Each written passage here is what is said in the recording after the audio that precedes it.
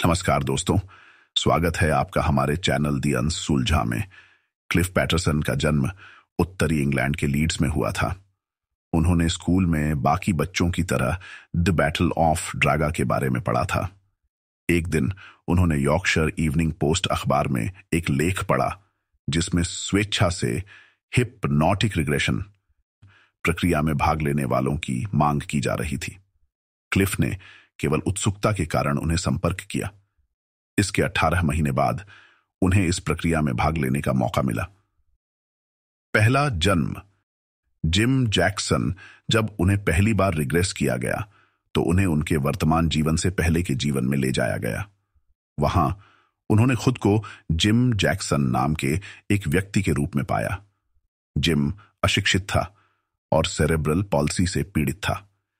Hypnosis के दौरान Cliff ने जिम के शारीरिक लक्षणों को महसूस किया।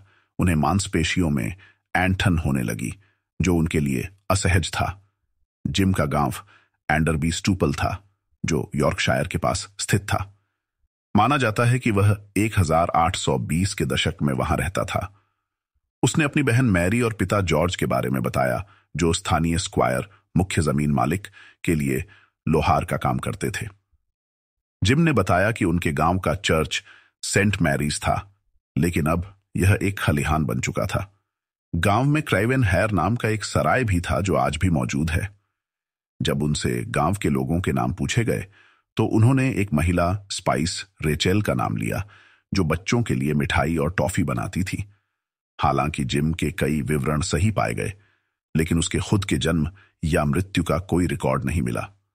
शायद गरीब लोगों के रिकॉर्ड उतने सटीक नहीं रखे जाते थे जितने अमीरों के। दूसरा जन्म थॉमस लीवी रॉबिन्स क्लिफ को फिर और पीछे ले जाया गया।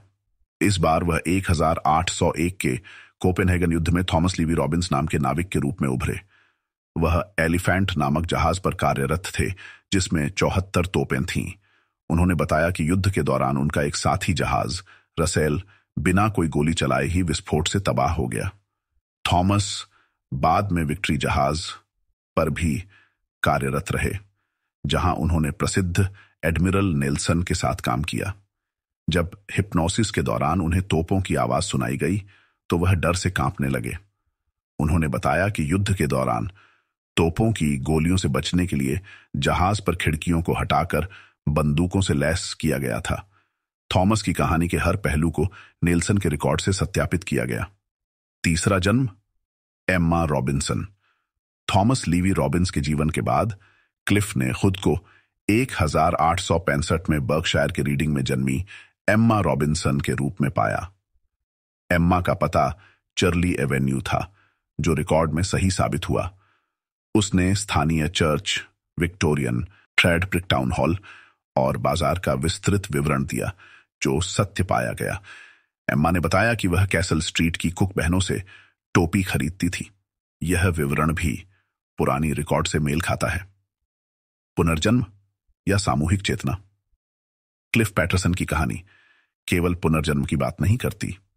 यह संभव है कि हिप्नोसिस के दौरान वह एक सामूहिक चेतना, कलेक्टिव कॉन्शियसनेस से जुड़ते हों जहां सभी जीवन की यादें संग्रहित होती हैं।